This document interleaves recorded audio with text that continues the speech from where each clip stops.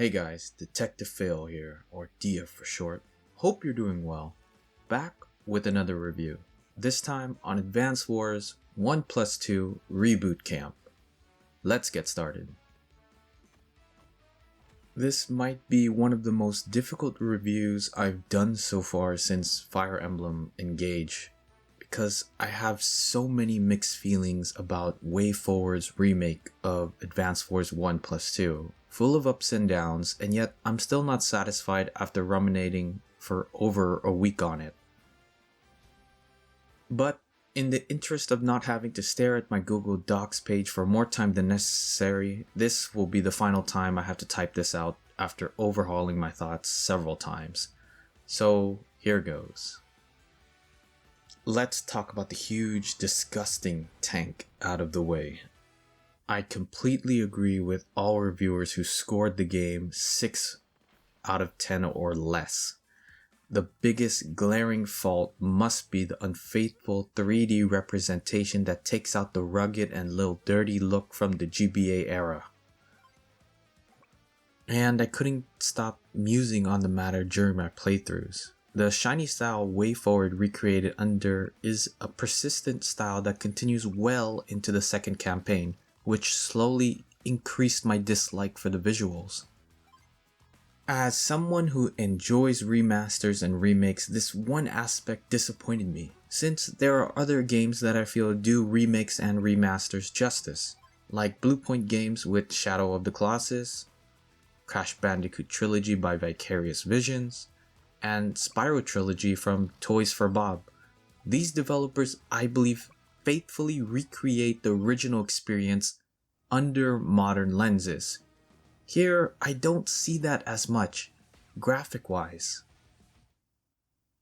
Granted, it could be worse, making a remake that could not run well, plagued with bugs, glitches galore, sound effects not correct, and voice sync is off. They could have made too many changes to the remake, which I would equate to reimagining, such as Final Fantasy VII Remake. So I'm grateful in some ways WayForward didn't completely butcher Advance Wars 1+2. Probably in a worse timeline they did, but I can take a small measure of satisfaction they didn't completely massacre it like my favorite RTS, Warcraft 3 Reforged, turned out at launch. Oof. Voice acting is another issue. Each character is voiced, but after saying their first lines, no voiceover follows, with the rest of the sentences coming unvoiced. I'm not sure whether this is a bug or simply the development team ran out of budget to properly voice all the lines, but to me the result is a jarring mess when I expect lines to occur as I read their text dialogue. Either go all out on the voice acting or take it out altogether. Don't make me expect something that isn't there.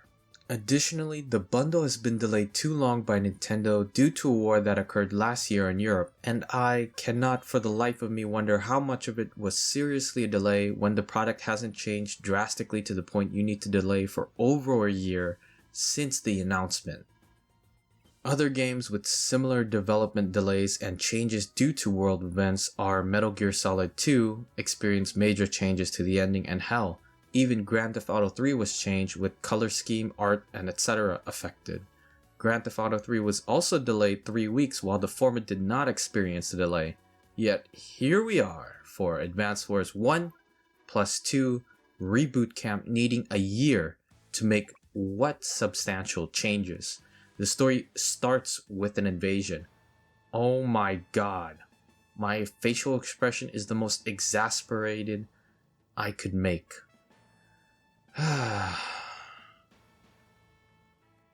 Last critique. I wish there was a rewind button to fix slight errors or when you make a big tactical mistake. Previous intelligent system titles such as Fire Emblem, Engage, and their predecessor Three Houses had a rewind mechanic as well as another strategy RPG, Tactics Ogre Reborn. So I don't suppose it's too hard for WayForward to add it in just in case you mess up. It's pretty brutal having to do an hour plus during a mission and fail, making the player have to restart from the very beginning once again. It's soul crushing, and while there is a reset button available, it only resets your current turn, so you have to play very carefully and make sure each decision counts before moving. Second, I wish an enemy range button exists. This way, you can see the total number of enemies' possible attack range. I had to select every unit to triple check that I can get the most out of my unit's distance without being attacked in return. And finally, I wish the second and first game embraced deeper or extra radical mission objectives. The second improves on the victory parameters, however I did see a bit of copy-paste in the end game where you have to destroy yet another pipe or cannon. This wouldn't become so egregious if we had different mission objectives like surviving for X amount of turns, escorting X amount of units to a corner of the map, mixing up the destroyed objectives with extra interesting encounters, stopping a big Neo tank before it escapes, or eliminate a wave of enemies while protecting your base. Defend your bases and allies against naval and air assault while contending with enemies at your flank. Okay, that might be a bit too brutal, but hopefully you get the point.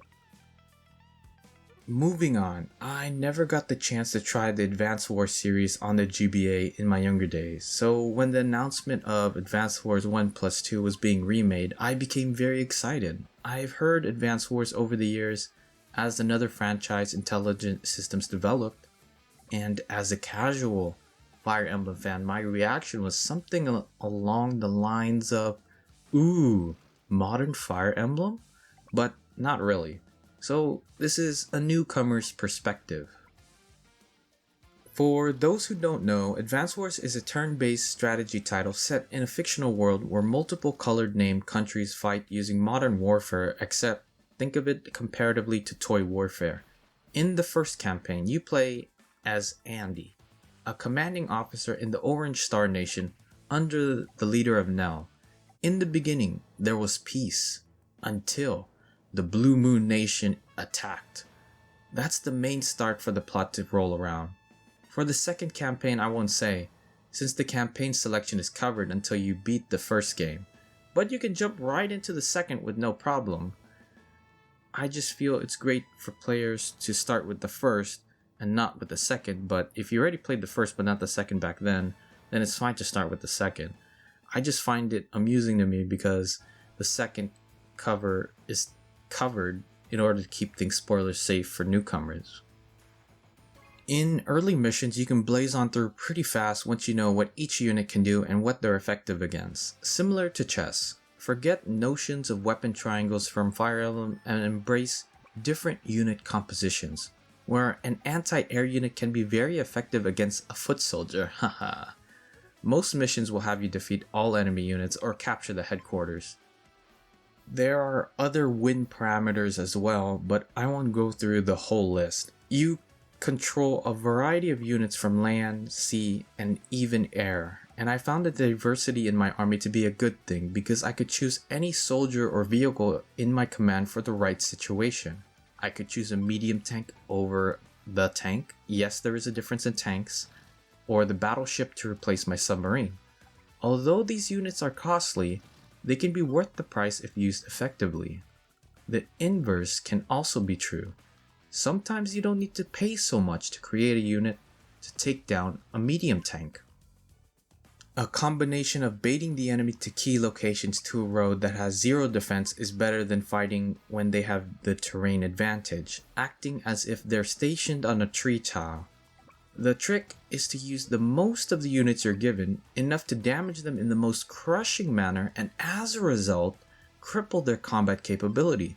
So using soldiers as fodder, artillery from behind, a combination of sea and air vehicles, and using a mix of mechanical infantry can turn the tide of battle in your favor. Hell, I love using the APC vehicle, which is a supply unit and functions as a fast storage vehicle to carry my foot soldiers across great distances as bait. Which will the AI target? Surely not the tank. They fired at my APC vehicle. So the AI can be a bit funny in that regard. Honestly, playing around with these units and building them when certain missions allowed me to is great. A decent spread of map variety here. You can fight in open plains with roads, navigating through mountainous regions with a forest nearby, Once you throw water and rivers into the mix, the difficulty gradually increases as you unlock new, powerful additions to your forces, new terrain to consider, and new enemy units into the equation. A nice pace to steadily nudge players along bit by bit, and teach and reward them. A fair balance, whereas other titles throw you off the deep end and ask you to climb a tall cliff. Reminds me of my time playing StarCraft and Warcraft back in the day, and recently Wargroove, a fantasy strategy turn-based indie similar to Advance Wars. Feels good to head back to familiar roots here and see how the franchise has gone off to inspire indies such as Warside and Empire Shall Fall, both titles currently in development. Gameplay-wise, for those who have never tried a turn-based title, Advance Wars starts with you, the player, controlling a set amount of units. You start a turn by moving and attacking any force on a map. Once you use all of your vehicle and infantry's actions, you can end your turn. Then the opponent's forces will advance. The process repeats until either side wins. However, there's a cool gimmick to this. You and the enemy leader can activate their respective abilities. For Andy, once his meter fills up, you can repair all of your unit's health +2 and +10 to firepower and defense. Olaf, the leader of the Blue Moon Nation ability, changes the whole battlefield to snow, increasing movement costs for all units except his own. They also gain +10 in firepower and defense. New CO's abilities are different, capable of adding substantial adjustments to the battlefield than changing numbers. If used at the right time, they can even change the fate of a battle in your favor, so use them when you're in a pinch. Just be careful, the leader can also use their ability to inch closer to victory. These mechanics largely stay the same in the second campaign, with extra CO abilities because of new commanders and a greater map variety with large cannons and pipes.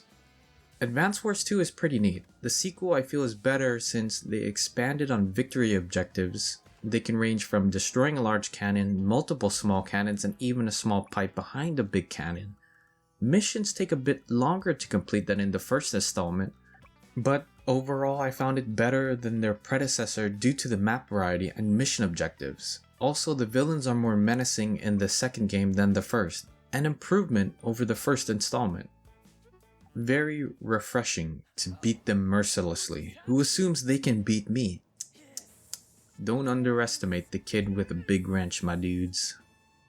For Advance Wars 1, my experience is a positive one. Despite the harsh critique I stated earlier, it took me over 18 hours to complete the main story.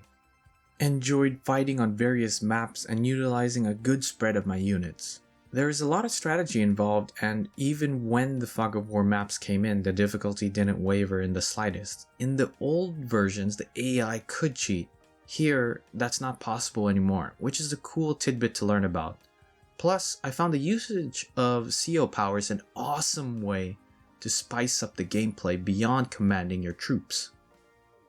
They provide a fair way to tussle against the enemy commander while supplementing your forces, granting a layer of strategy to expect. Should I activate my ability now, or wait until they use theirs? These questions will undoubtedly pop up as hypothetical scenarios of where to place your forces on land, sea, or air, or if you need a bit of a boost to your forces in a dire situation. So my final score for Advance Wars 1 is a 7 out of 10. For Advance Wars 2, my experience is still positive. Took me over 26 hours to complete the main story, and I believe it is a better game than the first, with better villains to fight and new commanders to choose from. Also, the player has the ability to progress in a non-linear fashion by choosing different factions to start in the middle of the game. Starting missions from Yellow Comet or Blue Moon and Green Earth are pretty wicked choices instead of always commanding troops from the same nation again and again. The difficulty is a bit increased, but as a sequel, I feel they function fine for the new changes to the gameplay. Not too much to be rage-inducing, while not being too easy on classic difficulty.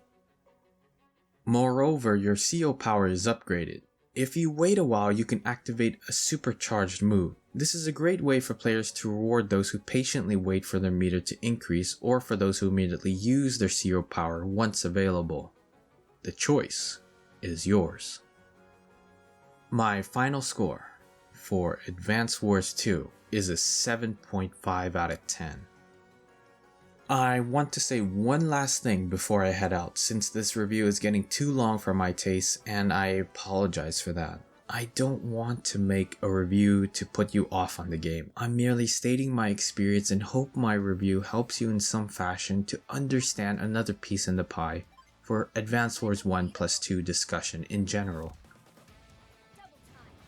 Despite the harsh critique I said in the beginning, I think the bundle is fine for anyone looking for other turn-based strategy goodness. Solid enough to hold your hand, but enough to keep you on your toes. The plot is decent. I didn't expect anything amazing, but those who expect a simple story will be left with some measure of satisfaction upon completing either of the two campaigns. And the main cast I found to be endearing at times. Andy's straightforwardness despite being a lovable dork, to the overprotective Kanbei for his daughter Sonia. Grit and even Eagle I like as well. The music is good. My favorite would be the Orange Star National Anthem. For some reason I'm receiving Fire Emblem vibes from the track. Orange Star theme, I love how upbeat it is, and if I was isekai'd into the war's world, I would immediately travel and enlist in their nation. The gameplay is alright. Despite the critique I said earlier, I believe the mechanics are optimal enough to grasp as long as you can remember what each unit does and what they're effective against. I also want to plug in a useful website to offer some helpful tips for anyone looking to play Advance Wars 1 or 2. These tips help me immensely, so I feel more people should know about it just in case. I failed horribly in the first mission since I was operating with a Fire Emblem mindset, despite the fact Fire Emblem and Advance Wars were made by the same company. And for the whole bundle, I'm giving it a score of 7.25 out of 10. So, if you're looking to try out WayForward's take on Advance Wars, I think Reboot Camp is a fine way to play for newcomers or the original versions on the GBA. I sincerely hope the bundle sells enough so we can see a new entry for fans in the series. And perhaps we can see Dual Strike and Days of Ruin come ashore in the future, remade properly. Hopefully the developers learn their lessons here and improve. But the future is uncertain, so we'll see if that bears fruit. Anyway, that's enough for me. Thank you guys for listening and watching, and take care.